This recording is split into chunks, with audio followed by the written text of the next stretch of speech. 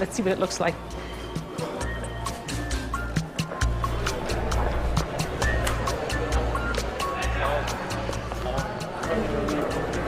Yes, what is this? Were you really thinking of Dubai? You wanted a Dubai here? اگر زمینیش مساعد باشه شود ان شاء الله ما خوش میگم که بهترتر بسازیم. This is your big dream. Yeah. خوابی که دارم گوشه‌ایش من عملی کرده. از این رو میبرم. بله. Many here support their governor, but some say he's using his power to get rich, that he does business like a warlord, even though he looks like a CEO. You showed us your city and you want to be seen as a builder, a governor, but a lot of people still call you a warlord. بله واژه خود غیر منصفانه است، غیر عادلانه است. یک کسی که از جوانی تصمیم میگیره به خاطر آزادی وطنش عشق می‌ورزه و با تحمل سختی‌ها و مشقت و مشکلات و با خوردن نانقاق و با خوابیدن با سنگ و دراها و کوه‌ها مجاهدین کسایی بودم که برای آزادی وطن رزمیدن، بازسازی وطنم، برای قانون ساختن وطنم نقش سازنده را داشته باشند. تشکر بسیار از دیدانش. Good luck. See you again. Okay. Have a nice day. Thank you very much. You too. An American delegation is waiting. More often than not, they're turning to men they call can-do warlords to get the job done. Afghans want to reach for something new and better. But the path to a brighter future is being made by people from a darker past.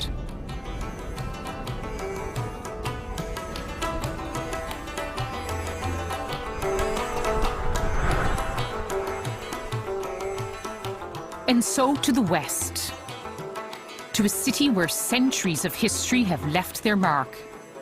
I've always loved coming to Herat. They call it Afghanistan's cultural capital. Minarets from the 15th century almost form a gateway to this ancient city. It lies along centuries-old trade routes at the crossroads of the Middle East and Asia. At moments, I could almost feel I'm in Iran with all the Persian influences. You see it in the stonework, on this lane of booksellers. And you also see it in the style, the latest from Tehran. Many Herati women wear Iranian chadors. Why are you wearing this chador and not the burqa? Do you wear burqa as well? Do you wear? No. Shut up.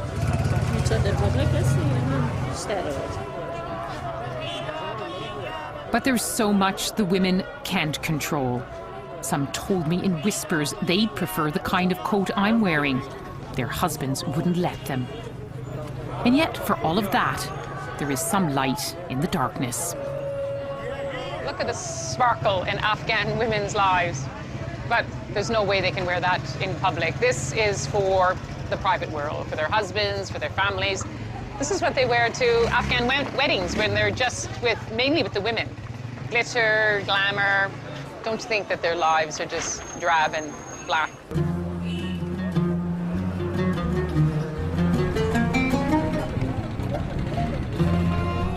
So much is still taboo here. And yet look at the rickshaws. Is love in the air? Every one of them is emblazoned with words of love or images of hearts. Who could take issue with that? Everyone wants to be loved. In Herat, you can even hire someone to say sweet nothings. I went to meet the master flatterer, Jamaluddin. Assalamu alaikum. Chitorusti, huvisti, janajur, bahayasti. How would you describe what you do? فقط خنداندن مردم، مذاق مردم را شیرین کردن، با غم و شادی مردم اشتراک کردن کارم است. Why do you think people need a person like you to make them happy? کسی توصیف میکنه طبعا او خوش میشه، هر کس خوش میشه، ولو که امروز در لندن در انگلستان هم رئیس جمهور انگلستان یا صدر اعظمشون کدام کسی توصیف کنه خوش میشه و طبیعی است. Then the master flatterer was absorbed in his trade. With a few quick scribbles, he reveals the art of the impromptu. منم به قیمت جان دوستدار BBC، غلام و خادم و خدمتگزار BBC. برای مردم دنیا خصوص میهن ما کمک نمودن و امداد کار BBC. میان سینه من هر چه شعر می باشد کنم ز عشق و محبت نثار BBC. تشکر، تشکر. Was I flattered? Perhaps. It was all a lovely echo of the old Persian royal courts. In Herat, you often feel you are stepping back in time. No more so than at the ancient citadel. Herat is home to some of the greatest jewels of Afghan history. It's hoping to be given the status of a World Heritage Site, and this is the centerpiece. It was in danger of crumbling into the ground, but archaeologists like Daoud Sadiq are working to save it. Such an important part of Afghanistan's heritage. Why is it for you so important to preserve the citadel? The citadel was originally erected by Alexander the Great. So the core of the Alexander the Great citadel is still here on the foundation, on the hill. So that was why very important for everyone. It's been literally a battlefield for the Soviets when they occupied Afghanistan. They used it as an ammunition dump. When you found it, to restore it, must have been in ruins. Exactly, in very bad condition. There was a lot of destruction, ruin, and even ammunition. Landmines? Yeah, absolutely. Are there more? We collected a lot, yeah, absolutely. But none of them are dangerous. There is. The demining team came many times here and they clean up the mines. Wow. Yeah.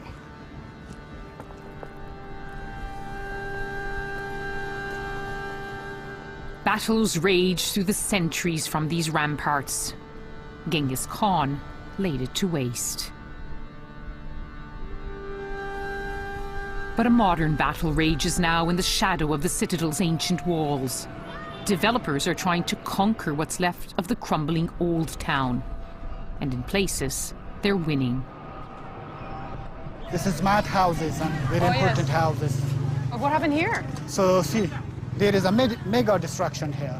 Many houses destroyed, and they are going to build a new concrete market here. A modern market? Market.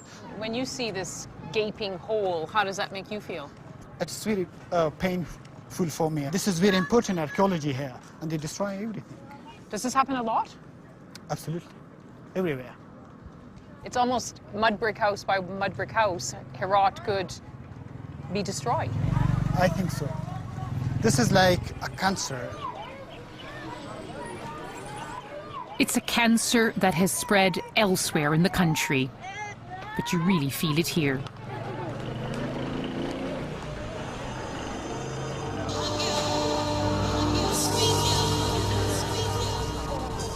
But if parts of Herat are dying, others are full of life. Of course, in this traditional Muslim society, this isn't a place of nightclubs.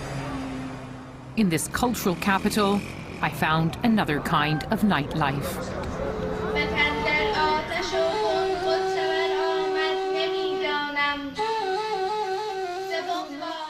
It's poetry night. Afghans have written and recited their stories in verse for hundreds of years, enhanced by the grace of the Persian language. Traditional Herati music magnifies the mood.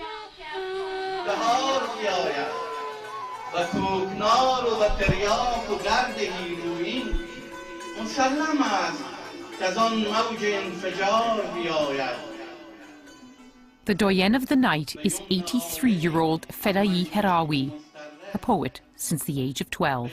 You have written poems during the communist era, Mujahideen, Taliban, Karzai. سر و کار داریم و شعر ما بیانگر پدیده‌های از زمان پدیده‌های جنگ زمان طالبان خوب و همین زمان طالبان یک زمان خفقانی بود و شکنجه روحی بودن It's a rare treat to be where Afghan women take the stage as equals and speak what's in their heart.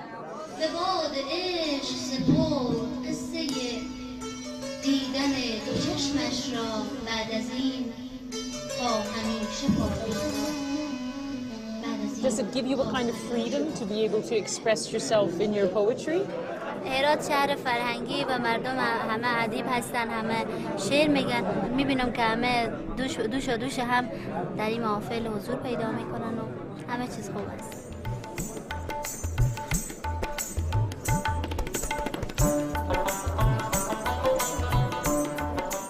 In this moment, it did feel good, as if everything was somehow possible. That the future, like these poems, was full of promise. Even if, when you're 10 years old, you still need a bit of help.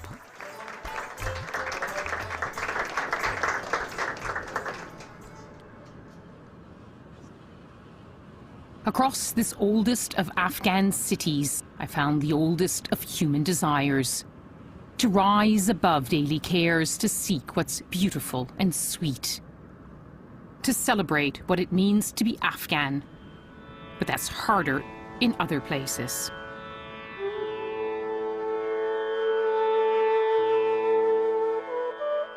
And one of the hardest places is the most contested, Kandahar in the south. But the road is too dangerous. The only way I could get there was by air.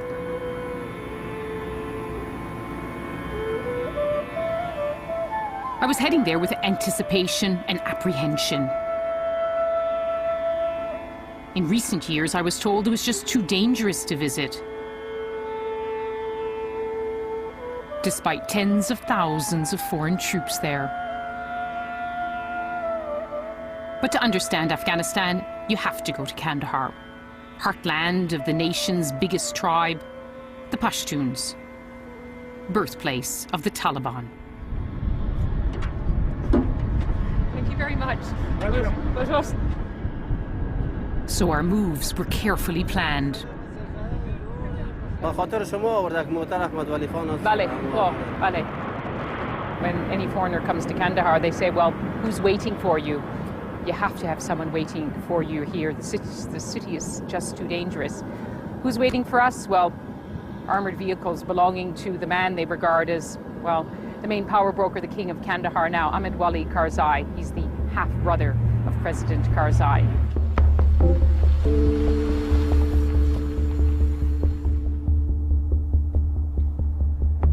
I've known his family for years. His people are looking after us. You never know what a day in Kandahar will bring. When the communists were in power, I still met their Mujahideen enemies right in the center of this city. When I came to Ahmed Wali Karzai's wedding here, a gunman opened fire on the president. Now the government says it's in charge, but the Taliban are still here. Kandahar feels very much on edge. It is. Foreigners don't usually walk the streets. It's just too dangerous. But with local guards watching my back, it was worth the risk to talk to Afghans about their city. When you're on the streets, do you feel safe? We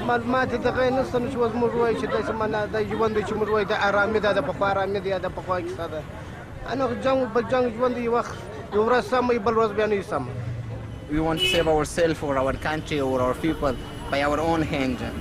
If we cut our hands, we cannot save the country.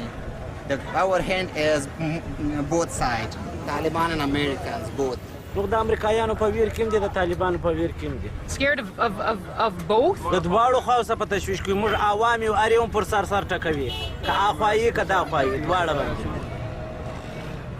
Well, everyone we talk to says it's too dangerous on the streets of Kandahar. They're fearful, and we also have this rule: we shouldn't be anywhere longer than 15 or 20 minutes. So we're also going to leave this neighborhood too.